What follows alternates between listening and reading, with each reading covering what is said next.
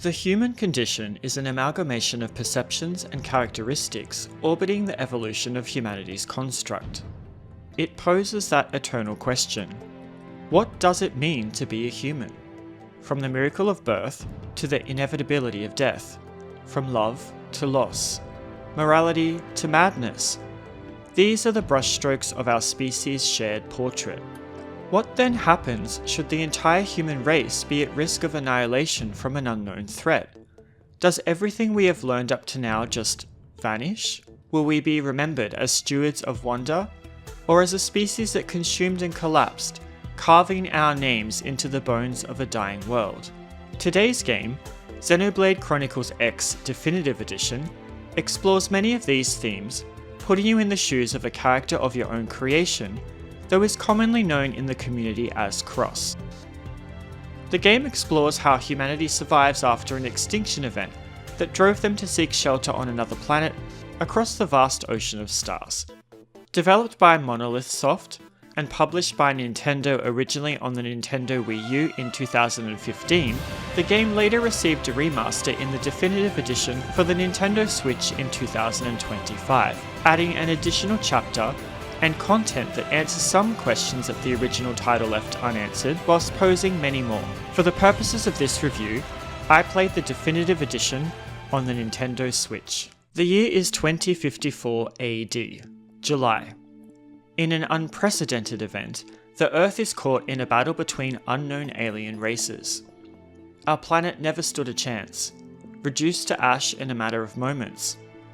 The only recourse was the advent of Project Exodus, a mission to launch arcs from every major city on Earth to escape the conflict. But only a small number of ships were able to escape, the White Whale among them. After 2 years of endlessly searching space, the aliens caught up to the escaped ship. Through the efforts of one brave human, survival was guaranteed, but due to damage to the ship's hull, it was pulled into the gravitational field of a nearby planet and broken apart as it began its descent. Since then, 2 months have passed as humans struggle to survive on the new planet known as Mira. We awaken inside a life pod as we are discovered by another human known as Elma, who has been looking for survivors. She takes us in arm and guides us back to our new settlement, New Los Angeles, or NLA for short. A vast settlement built into a radial area, overseen by a large tower with an ominous number continuously counting down displayed up on its exterior. From the beginning, you craft your own character, visually, tactically, and morally. Dialogue choices sometimes shape the world around you, sometimes even leading to the death of NLA citizens. The game rewards curiosity. Mira is massive, mysterious, and refreshingly free of filler. Quests aren't just checklist tasks, they can change the world. Take the Biano water purification plant for example. Its creation sparks a chain of quests that reflect the structure's growing importance to NLA's survival. And I really liked moments like this that punctuated the narrative and enhanced the game's emotional appeal. After a short Combat 101, a trek back to NLA, and an informal tour of the city, we are introduced to the officials of the provisional government and asked to join up with Blade, an elite unit of humans whose job is to explore and settle Mira, split into 8 unique divisions: Pathfinders, Interceptors, Harriers, Reclaimers, Curators, Prospectors, Outfitters, and finally Mediators. Whilst each have their own unique role to play in society, they are not restricted to performing just their tasks, flexibility being the order of the day. Our Cross decided that he was going to be a Reclaimer, those tasked with going into the field and salvaging the scraps of the fallen White Whale, potentially finding other humans, and more importantly, the Lifehold, the ultimate end goal where all remaining humans are said to be waiting, held in stasis. Rescuing people and building up the city seemed to be right up my alley, so Cross became the newest Reclaimer on the ranks. The game is played out in chapters, denoted by red quest icons. Between these, Cross may also undertake affinity, normal, and basic missions, whilst taking on a story or affinity quest locks out the ability to undertake any other quest of the same type. Normal and basic quests can be undertaken at any time. Affinity quests are denoted by orange icons, and sees cross-building relationships with his party members. These are genuinely heartfelt and give you a better understanding of the motivations of your various colleagues and their reasons for being. Some of the characters that I wasn't initially fond of, like Bose for example, really grew on me after doing their affinity quests. Normal quests are depicted by a green icon, and our missions tied to the various NPCs of Mira. These expand upon the lore of the land and the people inhabiting it, and are well worth the time investing into, especially as these can increase the population of NLA and provide more quests to undertake. Basic quests are picked up from Mission Control and will generally award credits, experience, and cosmetic items upon completion, and are repeatable.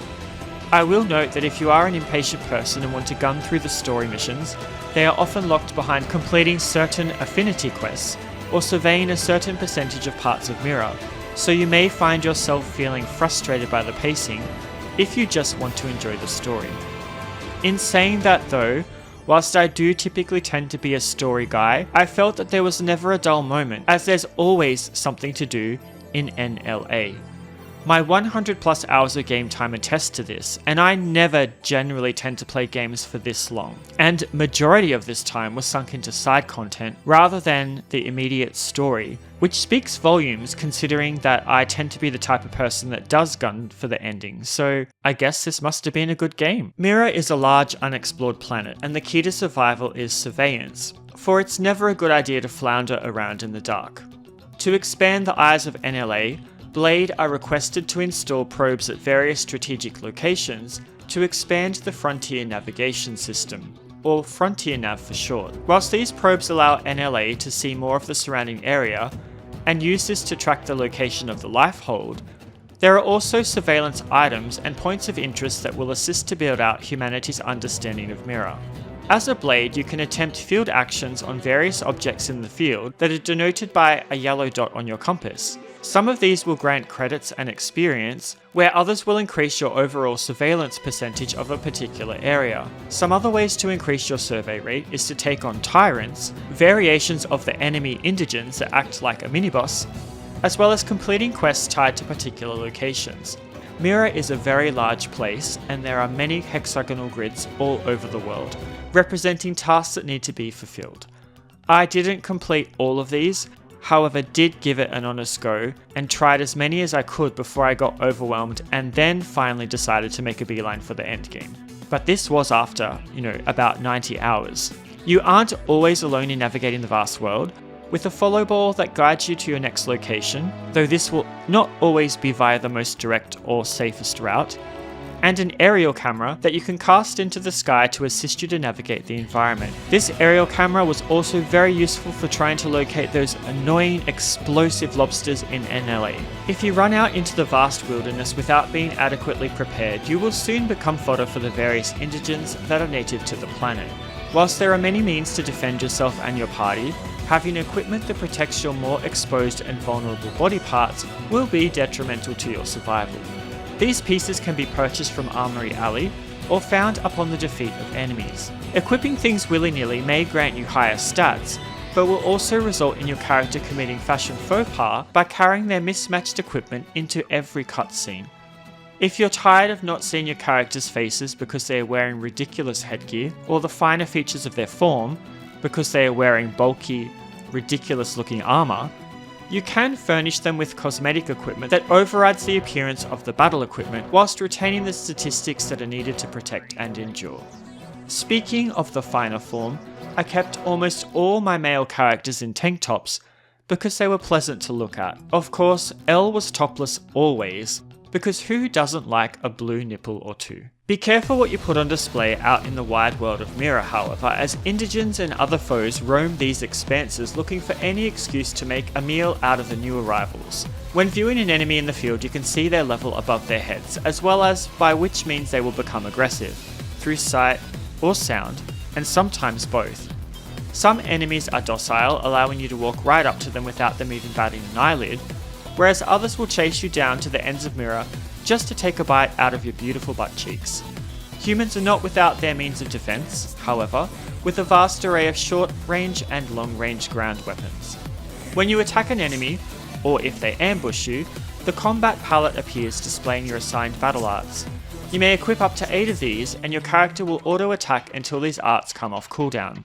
You may use the art as soon as they are ready, or wait until they charge again for some additional damage. Sometimes your companions will call out to you in battle, and if you respond with the same coloured art, a soul voice may trigger. Healing is done either by matching their calls, or successfully performing a soul voice through the quick time event which restores all party members' health, so it pays to listen out and answer your friends' passions. Should your arts all be on cooldown, it is possible to expend Aux energy to reuse the ability straight away. Aux energy is limited, but replenishes outside of battle, so the key to using it effectively is to not allow enemies to chain themselves perpetually into a long and drawn out battle. Finally, if combat is going on for too long and you have enough tension points accumulated, you can go into overdrive for 3000 TP, which adds damage multipliers as well as decreases cooldowns on all of the character's arts. Should you be fighting a tough enemy, and your allies fall, rather than using overdrive, you can expend the same amount of TP to revive them and bring them back into the fray.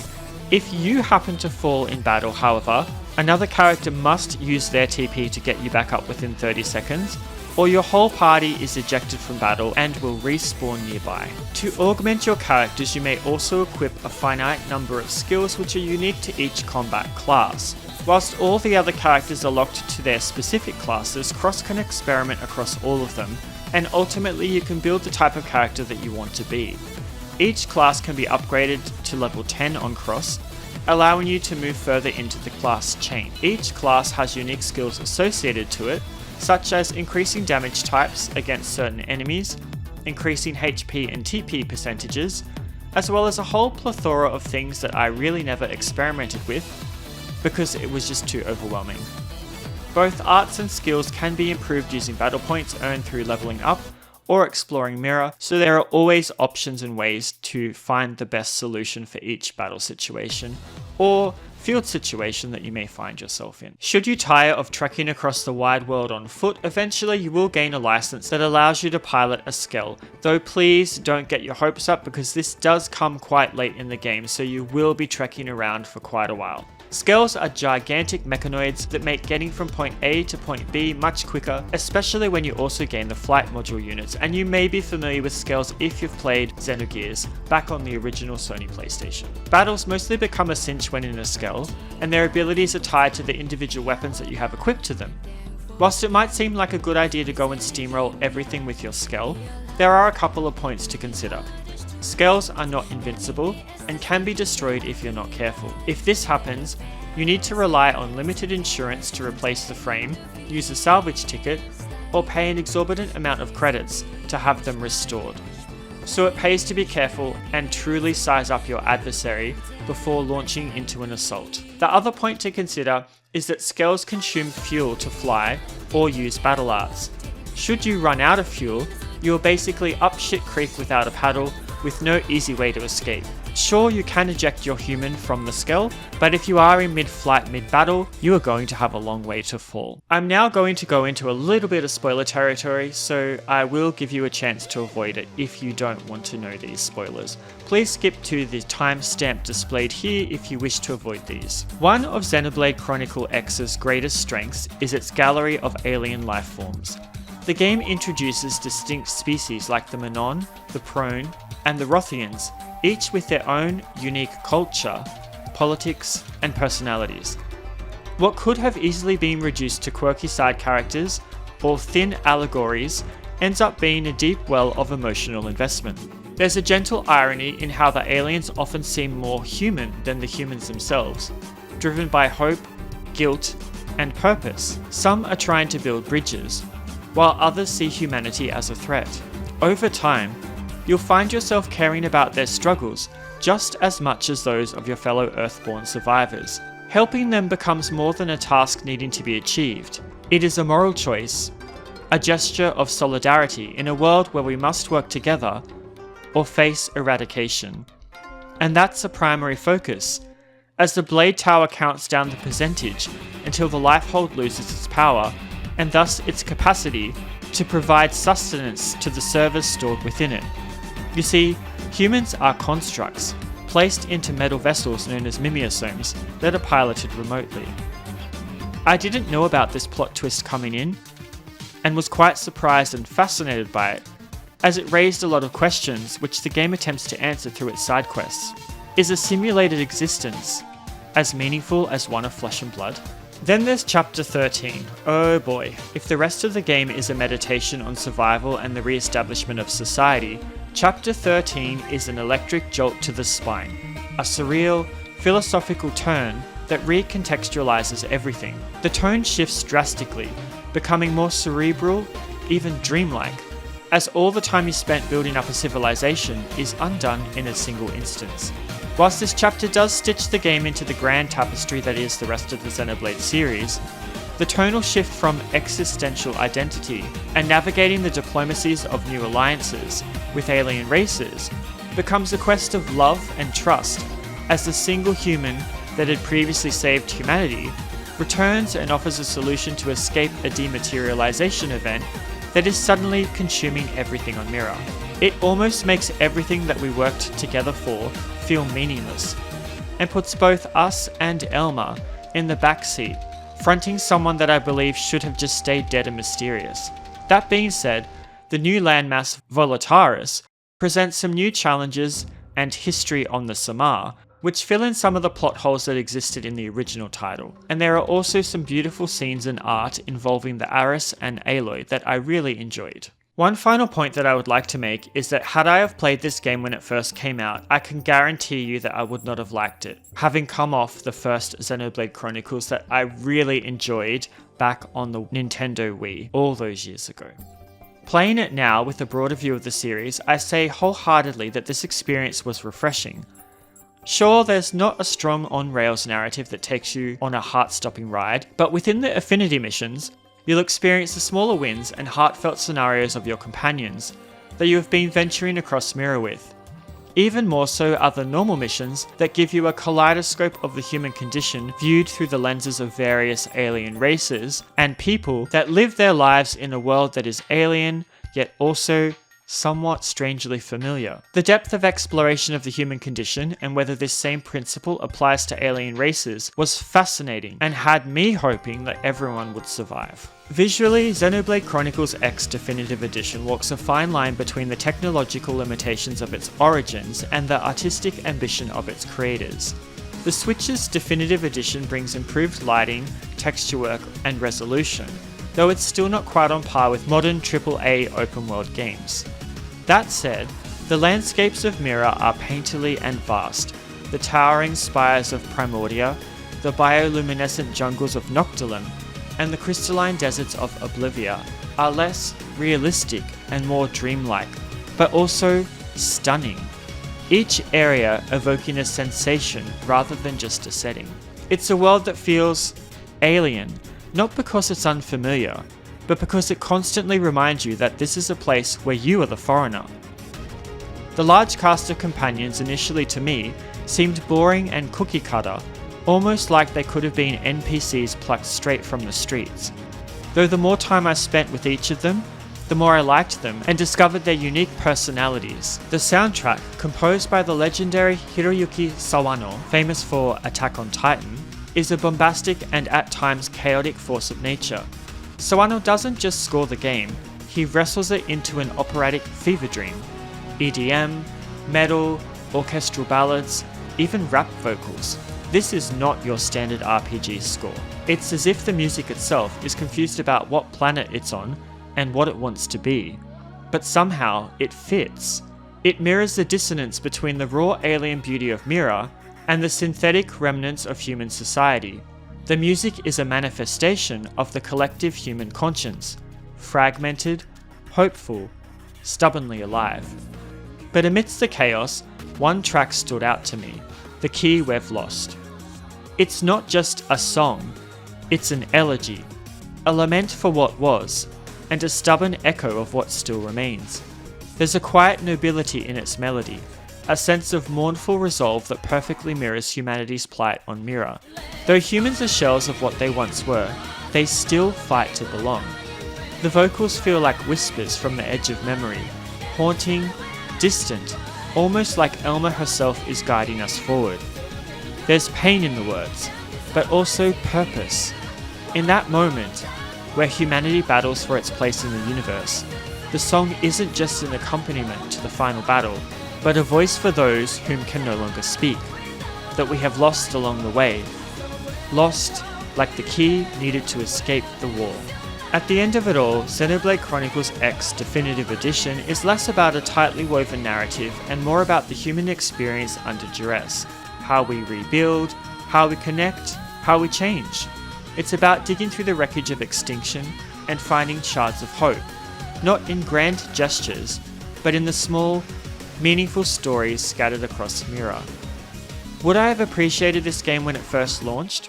Probably not. But today, after having previously walked the roads of Bionis and Ulrist, I can say that X is not the black sheep of the family. It's the middle child with a journal full of philosophy and a secret wild side.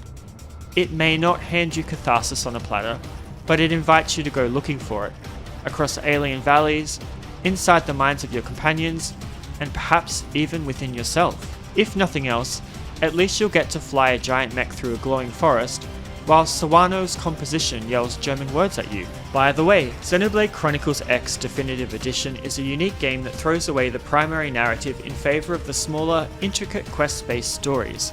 Do you like this system, or do you prefer a more on-rails narrative focus? Let me know in the comments. This has been Venwire with a review of Xenoblade Chronicles X Definitive Edition for the Nintendo Switch. If you enjoyed this video, please feel free to like and subscribe for more great JRPG content. As always, thanks for taking the time to watch my videos. I appreciate you. Take care of yourselves, and bye bye for now.